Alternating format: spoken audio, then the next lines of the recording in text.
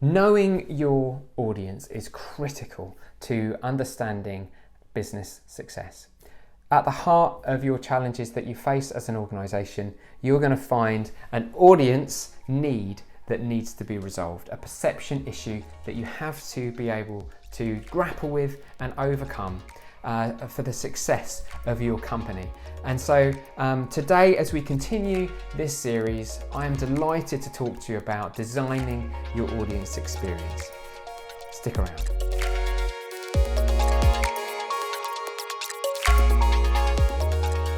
In the last videos, we talked about how people's perceptions are their essentially accumulated understanding of multiple experiences over time.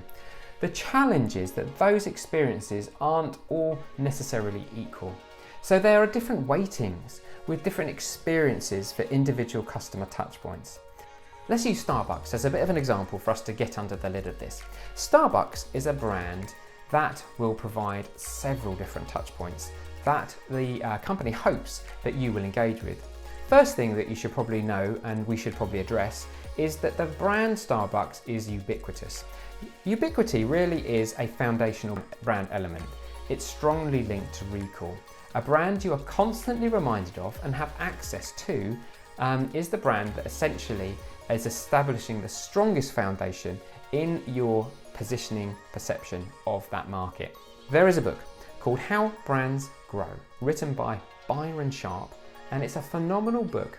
And in it, he really outlines this truth as one of the key elements of effective brand building, which is all about ubiquity. Ubiquity and availability is one of the coveted jewels of branding, as recall and that sense of being able to be reminded of something when you have a particular need, and having positive associations with what it is that you're being reminded of really builds the basics of brand. It's attention established within your mind. So let's talk once again about Starbucks and dissect how they have created a brand experience for their customers. The question is, when you think of Starbucks, is what is it that you're actually buying when you go to Starbucks? Are you buying the logo? The very familiar illustration of the siren kind of coming out of the sea, so many people recognize and are familiar with. Or are you buying the environment where you can sit and talk to friends all by yourself and read, or spend a couple of hours doing some undisturbed work? What about the service? Are you buying the fact that you're treated well, that they remember your order, that they let you do exactly what you want to your order without any qualms or questions, that they write your name, for example, a little personalized experience as part of that culture? So what about the drink? Do you like the drink? Maybe you love it. Maybe you love that frappuccino with the sugar and the cream and all of that sort of stuff all shoved in together. Or maybe you just like the taste of the way that Starbucks does their beans and brews their coffee. Is it the product? All of these elements build towards a perception. Either it's positive or negative. The thing is with Starbucks is that they have managed that experience across multiple scalable verticals. And so wherever you go, you really do expect that same brand experience from Starbucks. Now, if you think beyond that, some additional touch points that we've potentially not mentioned yet could influence a perception of Starbucks. For example, how do they manage their social media feed? What do they tell you about themselves? How do they express their personality?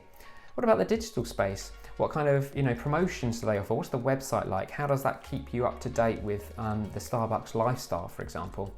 What about cultural or related things that they do, for example? When you think, for example, about how they engage the community and try to plant themselves within the community in a meaningful way through serving that community or doing charitable acts.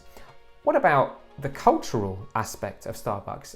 What about the Christmas cup? That red Christmas cup that everybody recognizes is a key part of the brand, and also is aligned in the same way that Santa becoming red for Coca-Cola has created this kind of seasonal totem that associates the brand with these great feelings of kind of Christmas comfort.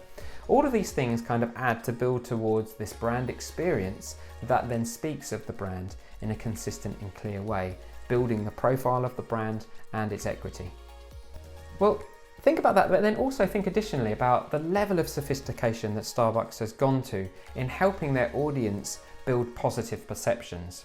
And especially in the wake of the disruptive move of craft coffee culture, Starbucks responded by creating their own brand experiences around the idea of quality coffee called Starbucks Reserve. You can literally go just down the road for me in Seattle to a museum. Is it a museum? Is it a brand experience? Is it a coffee shop? You're not really sure, but what they're trying to promote is this idea of coffee excellence. It's this mix of outstanding mid-century kind of home environment, an optimized kind of coffee experience with multiple different implements.